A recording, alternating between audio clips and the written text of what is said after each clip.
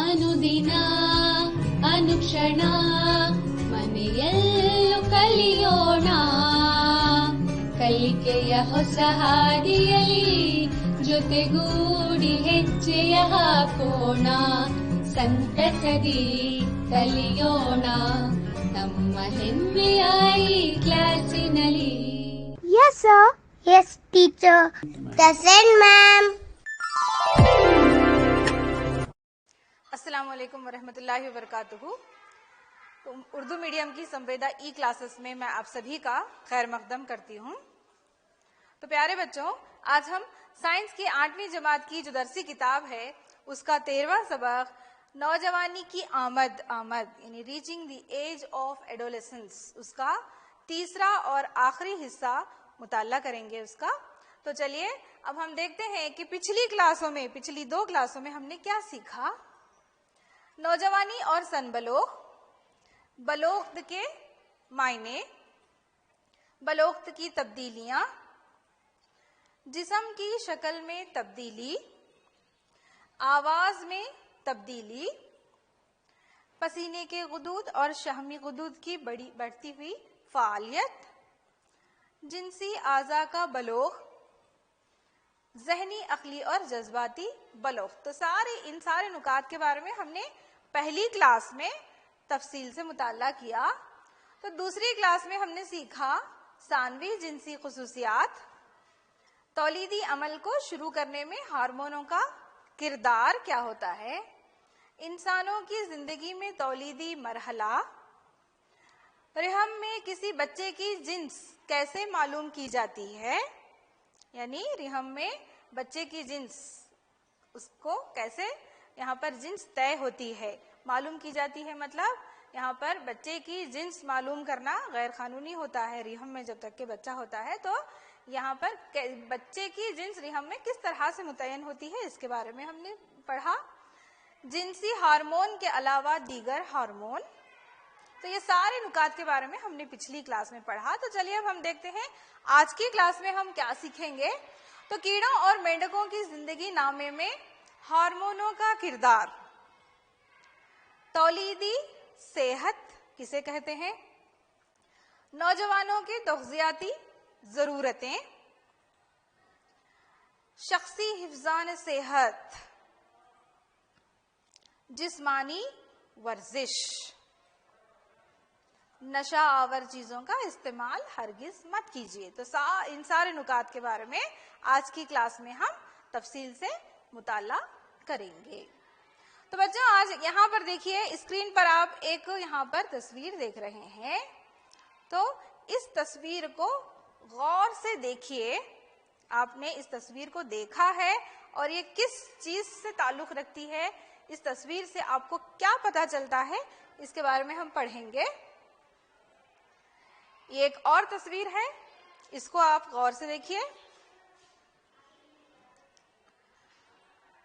तो पहली तस्वीर में, यहाँ पर पहली तस्वीर में आपने देखा कि ये एक कैटरपिलर के मुख्तलिफ मरहलों से गुजरकर एक बालिग कीड़ा बनना कैसा है। यहाँ पर देखिए ये एक कैटरपिलर से एक बालिग यानी एडल्ट कीड़ा किस तरह से बनता है और कौन से मरहलों से यहाँ पर ये गुजरता है, तो इसको यहाँ पर ये तफसील से ये तस्वीर बताती है। तो इस तस्वीर से हमें पता चलता है कि यहाँ पर एक कैटरपिलर जो है मुख्तलिफ मरहलों से गुजरकर किस तरह से एक बालिग कीड़ा बनता है। यहाँ पर कीड़े से यहाँ पर मतलब है हमारा तितली। तो तितली जो है यहाँ पर एक कैटरपिलर जो है यहाँ पर इस तरीके से इन सारे मरहलों से गुजर कर जो है एक बालिग तितली बनती है। ठीक है। तो दूसरी तस्वीर में आप यहाँ पर क्या देखते हैं कि एक मेंढक का बच्चा जो है कई मरहलों से, यहाँ पर एक मेंढक का बच्चा जो है कई मरहलों से, यहाँ पर देखते हैं अंडे, तो इनसे ये कई सारे मरहलों से गुजर कर एक बालिग मेंढक बनता है, फ्रॉक। ठीक है। तो यहाँ पर इन दोनों तस्वीरों में हम देखते हैं कि किस तरह से एक कीड़ा और एक मेंढक कई मरहलों से गुजर कर जो है एक बालिग यानी अडल्ट बनता है। ठीक है। तो लार्वे से बालिग होने तक की तब्दीलियों को हम क्या कहते हैं? तकल्लुब यानी मेटामॉर्फोसिस। ठीक है, तो मेटामॉर्फोसिस के मायने क्या हैं? तो लार्वे से बालिग होने तक के यहाँ पर तब्दीलियों को तकल्लुब यानी मेटामॉर्फोसिस कहा जाता है। ठीक है, तो यहाँ पर पहली तस्वीर में आपने देखा कि तितली किस तरह से कई मरहलों से, यहाँ पर तितली छोटा जो कैटरपिलर होता है वो कई मरहलों से गुजर कर जो है एक बालिग तितली बनता है। और मेंढक में भी आप अंडों से लेकर पूरा लार्वे यहाँ पर सब सारे मरहलों से गुजर कर जो है एक बालिग मेंढक बनता है। तो इस तरह से एक लार्वे से बालिग बनने तक की इन सारी तब्दीलियों को हम मेटामॉर्फोसिस यानी तकल्लुब कहते हैं। ठीक है, चलिए आगे बढ़ते हैं। तो कीड़ों में इंसेक्ट हार्मोन मेटामॉर्फोसिस को कंट्रोल करते हैं। तो ये मेटामॉर्फोसिस यानी लार्वे से बालिग बनने तक की जो सारी तब्दीलियां हैं, इन तब्दीलियों को कीड़ों में कौन कंट्रोल करता है? इनको कंट्रोल करते हैं हार्मोन्स, इंसेक्ट हार्मोन्स। ठीक है, जहां तक मेंढक का सवाल है तो मेंढक में इसको यानी इन तब्दीलियों को थायरॉक्सिन नामी हार्मोन जो है कंट्रोल करता है, जो थायराइड ग्लैंड के जरिए तैयार करदा हार्मोन है। तो थायराइड ग्लैंड के जरिए से जो हार्मोन खारिज होता है जिसको थायरॉक्सिन कहा जाता है, ये हार्मोन मेंढक में इसको थायरॉक्सिन यहाँ पर इन सारी तब्दीलियों को कंट्रोल करता है। तो थायरॉक्सिन के पैदावार के लिए पानी में आयोडीन का होना बेहद जरूरी होता है, उसकी मौजूदगी बहुत जरूरी होती है, जिससे जिस पानी में यहाँ पर मेंढक के बच्चे यानी जिसको मेंढक के बच्चों को क्या कहा जाता है? टैडपोल्स, तो यहाँ पर पल रहे हैं। अगर इसमें आयोडीन की कमी हो तो आयोडीन की अगर काफी मिकदार नहीं पाई जाएगी तो मेंढक के बच्चे जो है बालिग नहीं हो सकते। ठीक है, यहाँ पर ये जो सारी तब्दीलियां हैं तो इन तब्दीलियों को कीड़ों में इंसेक्ट हार्मोन तय करते हैं, और मेंढक, जहां तक मेंढक का सवाल है तो मेंढक में इन सारी तब्दीलियों को थायरॉक्सिन कंट्रोल करता है। और ये थायरॉक्सिन इसकी पैदावार के लिए पानी में आयोडीन का होना बहुत जरूरी है। ठीक है, अगर पानी में आयोडीन की कमी हो, अगर काफी मिकदार में आयोडीन ना पाया जाए तो मेंढक के बच्चे जो है बालिग नहीं बन सकते। जिस पानी में मेंढक के बच्चे, जिन्हें टैडपोल्स कहा जाता है, पल रहे हैं, अगर उसमें पानी की काफी, यहाँ पर आयोडीन की काफी मिकदार ना हो तो ये बच्चे जो है बालिग नहीं बन सकते। आप यहाँ पर तस्वीर में देख सकते हैं, ये छोटे छोटे जो मेंढक के बच्चे हैं, ये जिस पानी में होते हैं, अगर उस पानी में आयोडीन की कमी हो तो वो बालिग नहीं बन सकते। तो अब यहाँ पर देखिए एक सवाल है, यहाँ पर अक्सर हमें सलाह दी जाती है कि आयोडीन वाले नमक का इस्तेमाल करें। तो अक्सर हम कई लोगों को सुनते हैं कि वो सलाह देते हैं कि हमें आयोडीन वाला नमक जो है इस्तेमाल करना चाहिए। क्यों जरूरी है आयोडीन हमें? तो आयोडीन वाले नमक यानी सही मिकदार में आयोडीन वाले नमक का इस्तेमाल जो है उसके करने के फायदे क्या हैं, यानी उसकी अहमियत क्या है, उसके बारे में हम देखते हैं। तो उससे क्या है कि दिल की सेहत को फरोग देता है। आयोडीन जो है सही मिकदार में, एक सही क्वांटिटी में अगर हम उसको इस्तेमाल करते हैं तो ये दिल की सेहत को फरोग देता है और आपको हाइड्रेटेड रखता है, पानी की कमी नहीं होती है। आयोडाइज्ड नमक हार्मोन्स बनाने में मदद करता है। तो आयोडाइज्ड नमक, जिस नमक में आयोडीन की मिकदार सही मिकदार हो तो उसे आयोडाइज्ड नमक कहते हैं। तो इसके इस्तेमाल से यहाँ पर हार्मोन्स बनाने में मदद होती है जो दिल की धड़कन और ब्लड प्रेशर को कंट्रोल करते हैं। ठीक है, ये इजाफी चर्बी के जखायर को जलाने में भी मदद करता है। इजाफी चर्बी यानी एक्स्ट्रा जो फैट्स होते हैं इन्हें जलाने में भी मदद होती है, जो दिल की बीमारियों का बास बन सकता है। दिल की बीमारियों का बास यानी ज्यादा चर्बी होना, एक्सेस फैट जो है दिल की बीमारियों का सबब बन सकता है। तो इस चर्बी को जलाने में भी यहाँ पर मदद होती है अगर हम आयोडाइज्ड नमक का इस्तेमाल करें। नमक सेहतमंद हाइड्रेशन की सतह को फरोग देता है और इलेक्ट्रोलाइट्स का तवाजुन पैदा करता है। तो ये जो नमक यानी सिर्फ सादा नमक नहीं बल्कि आयोडाइज्ड नमक जो होता है ये सेहतमंद हाइड्रेशन की सतह को फरोग देता है और इलेक्ट्रोलाइट्स का तवाजुन पैदा करता है। तो इस तरह से ये आयोडीन वाले नमक को अगर सही मिकदार में अगर हम आयोडीन वाले नमक का इस्तेमाल करें तो उसकी अहमियत इस तरह से है। तो चलिए अब हम देखते हैं तौलीदी सेहत क्या है। तो किसी शख्स की जिस्मानी और ज़हनी सलामती को उस शख्स की तंदुरुस्ती कहा जाता है। तंदुरुस्ती यानी हेल्थ। तो किसी शख्स की जिस्मानी और ज़हनी सलामती, फिट एंड फाइन, तो उसको हम तंदुरुस्त कहा जाता है। जिस्म को तंदुरुस्त रखने के लिए हर शख्स को हर उम्र में मुतवाज़िन ग़िज़ा की जरूरत होती है। मुतवाज़िन ग़िज़ा यानी बैलेंस्ड डाइट। हर शख्स को चाहिए कि वो ज़ाती हिफ्ज़ान सेहत यानी पर्सनल हाइजीन तो का उसका ख्याल रखें और जिस्मानी वर्जिश को भी जो है काफी मिकदार में करे। जिस्मानी वर्जिश यानी फिजिकल एक्सरसाइजेस। तो अपनी अच्छी सेहत के लिए इन सारी चीजों को हमें यहाँ पर करना चाहिए। तो यहाँ पर देखिए हर शख्स को चाहिए कि वो अपनी जाती हिफ्ज़ान सेहत यानी पर्सनल हाइजीन का ख्याल रखें और लगातार यहाँ पर जो है जिस्मानी वर्जिश भी काफी मिकदार में हम करें। तो मुतवाज़िन ग़िज़ा यानी बैलेंस्ड डाइट क्या है?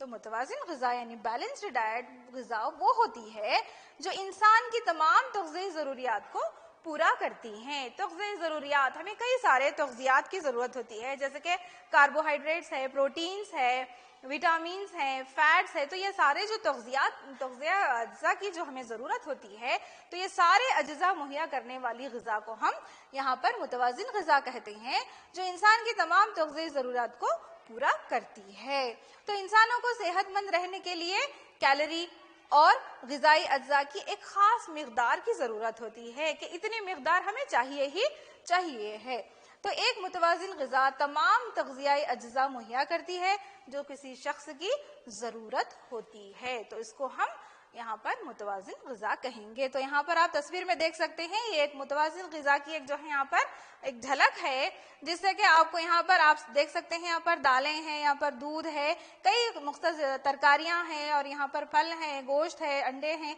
तो इस तरीके से कई सारी ये सारी ग़िज़ाएँ जो है हमें तो वो सारी ग़िज़ाई अज्जा तग़ज़ियाई अज्जा जो है हमें मुहैया करती है जो कि हमारे सेहत के लिए बहुत ज़्यादा ज़रूरी होती है। तो ऐसी इस किस्म की ग़िज़ा को हम मुतवाज़िन ग़िज़ा कहते हैं। तो हर शख्स को चाहिए कि वो ज़ाती हिफ्ज़ान सेहत यानी पर्सनल हाइजीन का बहुत ज़्यादा ख्याल रखें और जिस्मानी वर्जिश को भी काफ़ी यहाँ पर मिक़दार में करें। तो हमें पर्सनल हाइजीन जो होती है पर ज़ाती हिफ्ज़ान सेहत मतलब हमारे खुद के जिस्म की हमें साफ सफाई का बहुत ज्यादा ख्याल रखना चाहिए। जैसे कि अच्छी आदतें, इसमें क्या क्या है देखिए यहाँ पर वॉशिंग योर हैंड्स डेली।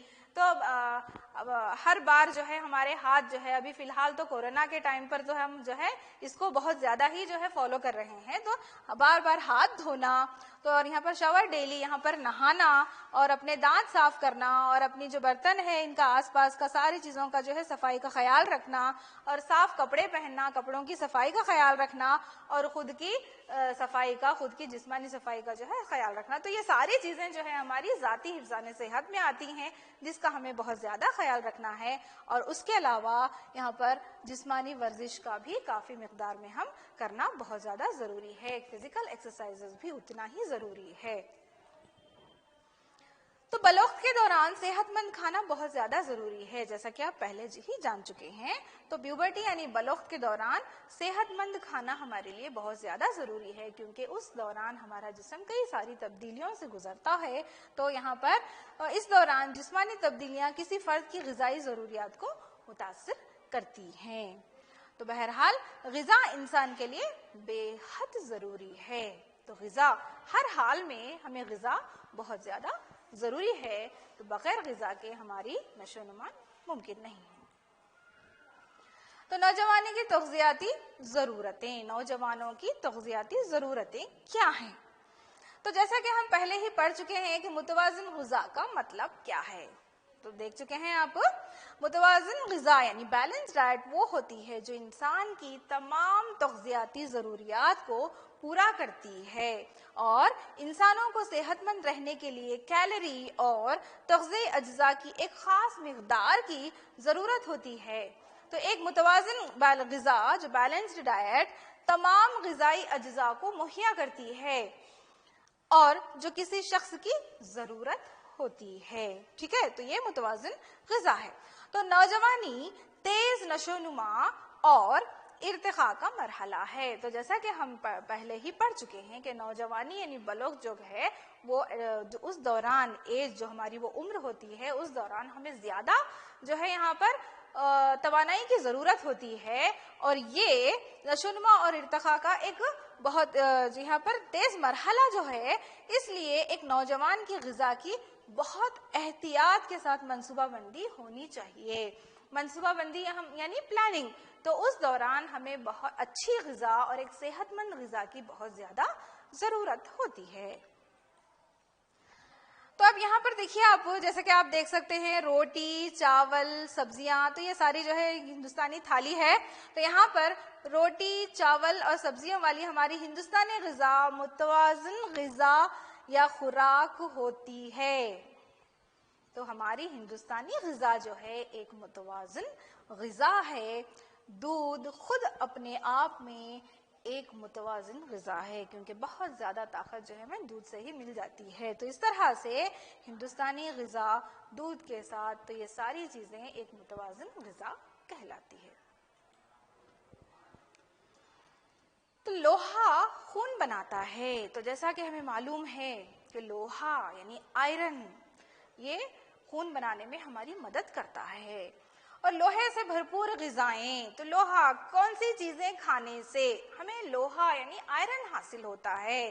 तो वो जैसे कि दाल, सब्जियां, गोश्त, फल वगैरह, ये सारे नौजवानों के लिए बहुत अच्छी हैं। तो ये सारी चीजें यहाँ पर लोहा Fe यानी आयरन, लोहे की अलामत है, ये सिंबल है। ठीक है, Fe। तो ये सारी चीजें जैसे कि दाल है, सब्जियां, गोश्त और फल वगैरह, ये सारे जो हैं नौजवानों के लिए बहुत ज्यादा जरूरी होते हैं। तो जिससे कि हमें लोहा हासिल होता है और लोहा जो है खून बनाने के लिए जरूरी है। तो सब्जियां और फल मुहाफिज ग़िज़ाएं हैं। सब्जियां और फल जो है मुहाफिज ग़िज़ाएं, तो प्रोटेक्टिव फूड, मुहाफिज यानी प्रोटेक्टिव फूड है। सब्जियां और फल को हम प्रोटेक्टिव फूड कहते हैं, मुहाफिज ग़िज़ाएं कहते हैं। किस तरह से?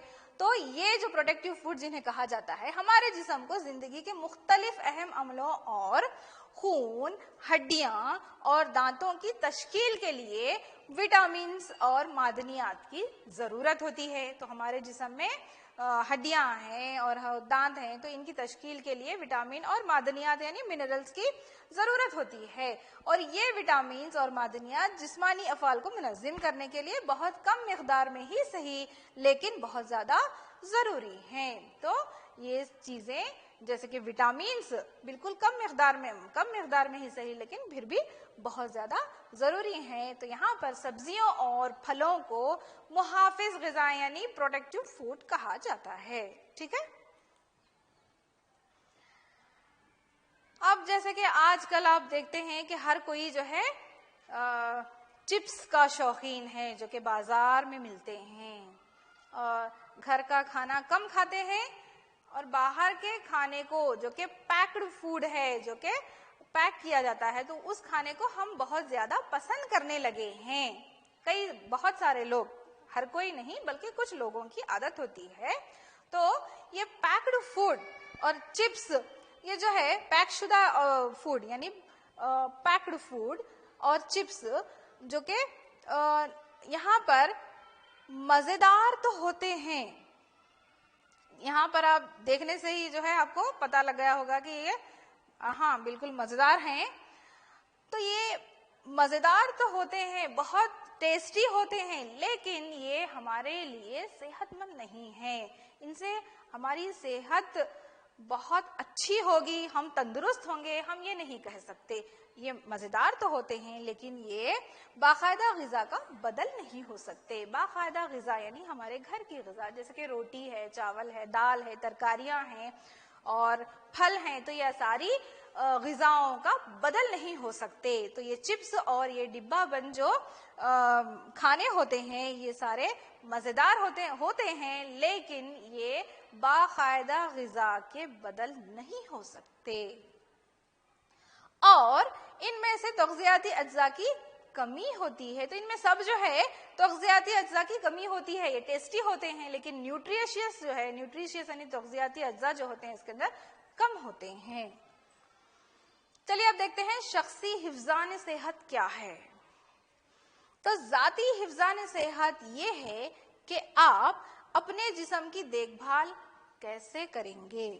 तो इसमें शामिल है नहाना, हाथ धोना, दांत साफ करना और दीगर तरीके, जैसे कि हमने पिछले स्लाइड में भी देखा। तो ये सारे शख्सी हिफ्ज़ान सेहत में शामिल हैं। तो इनमें क्या क्या शामिल है, जैसे कि नहाना है, दांत साफ करना है, बार बार हाथ धोना है, अपने कपड़ों की सफाई का ख्याल रखना, कपड़े साफ रहना और अपने अतराफ के जो चीज़ें हैं हम जो इस्तेमाल करते हैं उसका जो है हम सफाई का ख्याल रखना। तो ये सारी चीज़ें जो है शख्सी हिफ्ज़ान सेहत में शामिल है। तो इससे हमारी सेहत पर बहुत अच्छा असर पड़ता है। तो शख्सी हिफ्ज़ान सेहत यहाँ पर हर शख्स रोजाना 1 मरतबा नहाना चाहिए, तो ये उसमें शामिल है। ये बात नौजवानों के लिए तो और भी ज्यादा जो है जरूरी है, क्योंकि पसीने के गुदूद की बढ़ी हुई फ़आलियत से कभी कभी जिस्म से बदबू आने लगती है। तो नौजवानी के जो ये दौर में क्योंकि ये सारे जो हमारे अंदर गुदूद है, तो जैसे कि पसीने के गुदूद, इनकी फ़आलियत, उनकी एक्टिविटी बढ़ जाती है, जिससे कि पसीने की बदबू आने का अंदेशा होता है। तो इसीलिए इस दौरान तो और ज्यादा जो है जरूरी होता है। अगर सफाई और सुथराई का ख्याल नहीं रखा जाए तो जरासीमी तादिया यानी बैक्टीरियल इन्फेक्शन का अंदेशा होता है, इसका खतरा लाहक होता है। और उसके अलावा लड़कियों को माहवारी आने के ज़माने में सफाई का बहुत ज़्यादा ख्याल रखना चाहिए। इन्हें अपनी माहवारी दौर के बारे में मुहतात और उसकी शुरुआत के लिए तैयार रहना चाहिए। तो इस तरह से इन सारे तरीक़ों से हम अपनी शख्सी हिफ्ज़ान सेहत का अच्छे से ख्याल रख सकते हैं, जिससे कि यहाँ पर साफ सफाई के तरीके सारे शामिल हैं। चलिए अब आगे देखते हैं जिस्मानी वर्जिश। तो जिस्मानी वर्जिश, यहाँ पर जिस्मानी वर्जिश जो है ये जिस्मानी तंदुरुस्ती और मजमूई सेहत को यहाँ पर तरक्की या बरकरार रखने के लिए कुछ सरगर्मियां यहाँ पर कारगर करती हैं। तो यहाँ पर क्या है, जो जिस्मानी वर्जिश है, जिस्मानी तंदुरुस्ती यानी फिजिकल फिटनेस, फिजिकल हेल्थ और मजमूई सेहत को तरक्की या बरकरार रखने के लिए कुछ सरगर्मियों की कारकर्दगी, उसको हम जिस्मानी वर्जिश कहते हैं। तो देखते होंगे आप, कई सारे लोग, हमें भी जो है सुबह सुबह मॉर्निंग वॉक जिसे हम कहते हैं वो करना है और बहुत सारे फिजिकल एक्सरसाइज करना है, जिससे कि हमारी सेहत सही रहे।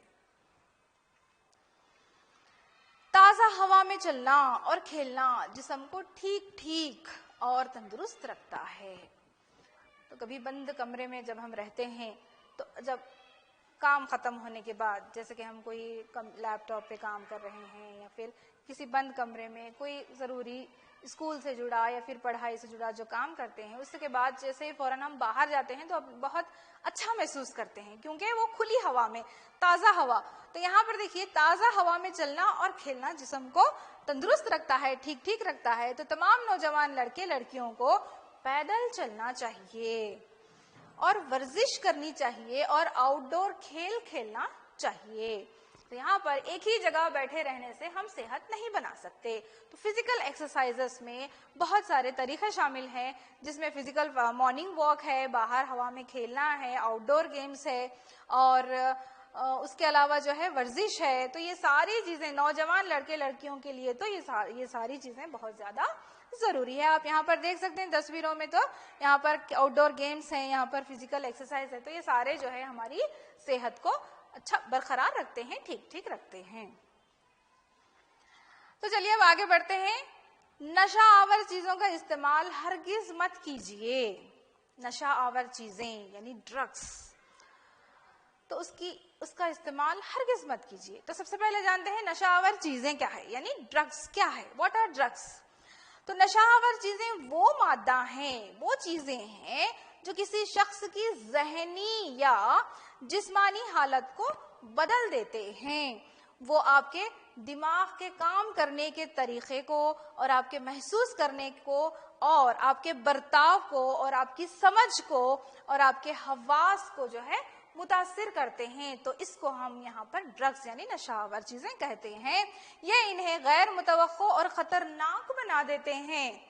तो हमारे जो बिहेवियर होता है, हमारा जो बर्ताव होता है, तो इस चीज से जो है ये मुतासिर होता है और ये जो है गैर मुतवक्को और खतरनाक बना देता है। तो खास तौर पर नौजवानों के लिए तो ये ड्रग्स, इसकी आदत लग जाती है। अगर हम ये लेने लगते हैं तो इसकी आदत लग जाती है, हम इसके एडिक्ट हो जाते हैं। तो ये चीजें, ये नशावर चीजें जो हैं, ये हमारे जिस्मानी यहाँ पर जिस्मानी, ज़हनी और शख्सी हालत को जो है यहाँ पर बदल देता है। तो इससे जो है हमें खतरा लाहक हो जाता है। तो इसीलिए हमें ड्रग्स से यानी नशावर चीजों से बचना चाहिए।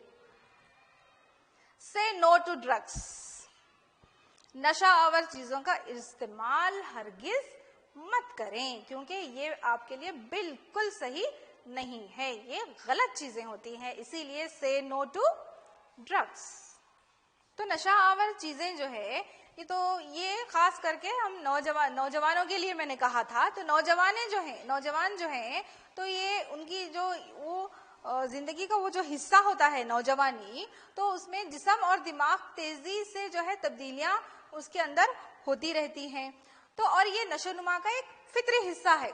तो इसलिए आप ना तो परेशान हो और न किसी अदम तहफ़्फ़ुज़ का जो है यहाँ पर उसका ख्याल करें। तो अगर कोई आपसे ये कहे कि आप फलां दवा जो है वो ले लीजिए, हाँ, तो उससे जो है आपको राहत मिलेगी, आपको सुकून मिलेगा, तो इससे जो है इन ऐसी बातों पर आप बिल्कुल गौर ना करें। तो बिल्कुल जो है आप उनकी बात ना सुने, तो उनकी बातों में ना आए, ठीक है। तो नशा और दवाइयां यानी ड्रग्स लेने वाला उसका आदी बन जाता है, यानी एडिक्ट हो जाता है। जैसे कि मैंने कहा, अगर किसी ने एक बार किसी ड्रग यानी कोई दवा, कोई नशावर चीज ले ली, तो बार बार वो शख्स जो है उस ड्रग को लेने के लिए उसका दिल करेगा और ये दवाइयां आखिरकार जिस्म को नुकसान ही पहुंचाएंगी और ये सेहत और खुशी को बर्बाद कर देंगी। तो चलिए अब हम देखते हैं एड्स क्या है। तो एड्स ये एक बीमारी है। तो एड्स जो है यहाँ पर एड्स AIDS, तो ये एक बीमारी है जो कि एक वायरस से होती है और उस वायरस का नाम है HIV वायरस। तो H का मतलब है ह्यूमन आई इम्यूनोडिफिशियंसी, V यानी वायरस। तो HIV से होने वाली बीमारी का नाम है एड्स। तो एड्स यानी एक्वायर्ड इम्यूनोडिफिशियंसी सिंड्रोम, तो ये HIV से होती है। तो एड्स बीमारी खतरनाक वायरस HIV से होती है। तो एड्स मुमकिना तौर पर जानलेवा हालत है जो कि इंसानी इम्यूनोडिफिशियंसी वायरस यानी HIV की वजह से होती है। ये मदाफियती निज़ाम यानी इम्यून सिस्टम जो होता है उसको नुकसान पहुंचाकर HIV जिस्म की इन्फेक्शन और बीमारी से लड़ने की सलाहियत में मुदाखलत करती है, जो कि हमारी वो सलाहियत कम हो जाती है। तो एड्स का फैलाव कैसा होता है, कैसे होता है, हम इसके बारे में जानेंगे। तो ये खतरनाक, ये वायरस जो है एड्स वायरस यानी HIV वायरस, एक मुतासिरा शख्स से इंजेक्शन के मुतासिरा सिरिंज का इस्तेमाल करने से या फिर किसी दूसरे शख्स को मुंतकिल कर सकता है। तो अगर ऐसी सुई या फिर इंजेक्शन जो कि एक एड्स से मुतासिरा शख्स ने ली है, तो वही सुई या फिर सिरिंज अगर हम सेहतमंद इंसान लेता है तो उसे HIV होने का खतरा होता है। HIV आलूदा खून के दखूल से यानी ब्लड ट्रांसफ्यूजन से होती है। ठीक है, ये वायरस किसी ऐसे शख्स के साथ जिनसी ताल्लुकात कायम करने से भी मुंतकिल हो सकता है जो ऑलरेडी उस वायरस से इन्फेक्टेड है यानी मुतासिर है। और एड्स से मुतासिर मां से बच्चे को, तो इस तरह से एड्स का फैलाव होता है। तो अब यहाँ पर वो तरीके, उन तरीकों के बारे में जानेंगे जिससे एड्स नहीं फैलता है। तो यहाँ पर ऐसे तरीके जिनसे एड्स नहीं फैलता है वो है गले लगाने से, मच्छर मक्खियां या फिर दीगर कीड़े मकोड़ों के काटने से, सफर करने से या फिर ऐसे शख्स से जिससे एड्स है उससे हाथ मिलाने से एड्स नहीं होता है, और मुतासिरा शख्स के साथ रहने से भी जो है एड्स नहीं होता। बिस्तर या फिर टेलीफोन या फिर कंघी या फिर तौलिए जो वो शख्स इस्तेमाल करता है जिसे वो बीमारी है, तो ऐसे उसकी इस्तेमाल शुदा चीजों को इस्तेमाल करने से भी वो एड्स नहीं होता है, या फिर मिलकर खाने से एड्स नहीं होता है। अगर एड्स होता है तो इन्फेक्टेड पर्सन से यानी मुतासिरा शख्स के खून के दखूल से, यानी ऐसे शख्स का खून अगर हम लेते हैं या फिर उसकी इस्तेमाल करदा सुई जो कि जिसको इंजेक्शन के लिए इस्तेमाल किया जाता है, अगर ऐसी सुई अगर हम इस्तेमाल करते हैं तो इससे जो है एड्स होने का खतरा होता है। तो एड्स से बचने के लिए एहतियाती तदाबीर क्या है, देखिए। तो यहाँ पर एड्स से मुतासिरा अफराद से जिनसी ताल्लुकात से बचना चाहिए, नशीली दवाइयों के इस्तेमाल से या फिर मुतासिरा शख्स के इस्तेमाल करदा इंजेक्शन से जो है हमें बचना चाहिए, जिस्मानी सियाल के ताल्लुकात से हमें बचना चाहिए। तो इन तरीकों से एड्स का फैलाव नहीं होता है। तो इस तरह से आज की क्लास में हमने सीखा कीड़ों और मेंढकों की जिंदगी नामे में हार्मोनों का क्या किरदार है, तौलीदी सेहत के बारे में हमने पढ़ा, नौजवानों की तग़ज़ियाती ज़रूरतें क्या हैं वो उसके बारे में हमने तफसील से मालूमात हासिल की, शख्सी हिफ्ज़ान सेहत क्या है और जिस्मानी वर्जिश क्या है। इस तरह से हमने नशा आवर चीज़ों का इस्तेमाल हरगिज़ मत कीजिए, तो इन सारे नुकात के बारे में हमने मुताला किया। चलिए अब हम आगे बढ़ते हैं क्विज की तरफ। तो पहला सवाल है मेटामॉर्फोसिस से क्या मुराद है। ठीक है, तो लार्वे से बालिग होने तक की तब्दीलियों को तकल्लुब यानी मेटामॉर्फोसिस कहा जाता है। ठीक है, नोट डाउन कीजिए इसे। दूसरा सवाल है खाली जगह की खानापूरी कीजिए। तो यहाँ पर देखिए हर शख्स को चाहिए कि वो जाती डैश का ख्याल रखे। तो यहाँ पर डैश में खाली जगह में क्या आना चाहिए, हाइजीन यानी हिफ्जान सेहत। ठीक है, तीसरा खाली जगह की खानापूरी कीजिए। यहाँ पर एड्स एआईडीएस यानी एड्स बीमारी खतरनाक वायरस डैश के सबब होती है। यहाँ पर डैश में क्या आना चाहिए, HIV।